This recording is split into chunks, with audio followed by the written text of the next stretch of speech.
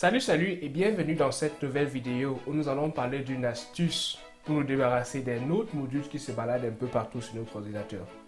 Si tu développes des applications JavaScript, tu t'es peut-être rendu compte qu'au fil des projets, il se trouve beaucoup de autres modules sur ton ordinateur qui occupent pas mal d'espace. Mais au bout de quelques temps, on n'a peut-être plus besoin de ces autres modules-là. Peut-être les projets sont dépassés depuis quelques années déjà, comme c'est le cas pour moi. Dans ce dossier à ma droite, où il y a quelques projets que j'ai fait il y a quelques années déjà. Dans ces projets, il y a encore ces autres modules et je vais m'en débarrasser à partir de mon terminal.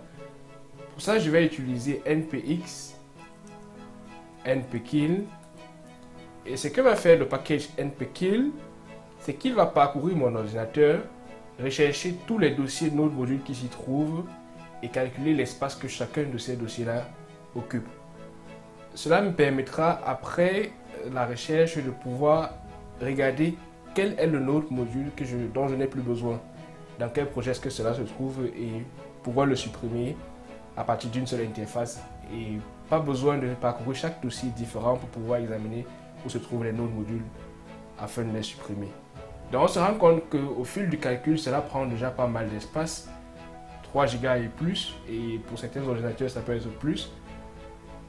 Donc à l'aide de notre flèche descente ou alors la flèche montante de notre ordinateur, de notre clavier, on peut parcourir la liste de notre modules et je recherche les autres modules qui se retrouvent dans mon tool. Donc là je vais parcourir la liste et en parcourant la liste je me rends compte que ça se trouve ici. Donc lorsque j'ai repéré le autre module dont j'ai besoin, comme c'est marqué là, il suffit de taper sur la touche espace de notre clavier pour pouvoir supprimer ce autre module là. Donc là je vais taper espace et patienter quelques instants pendant que le tool va effectuer la suppression des autres modules.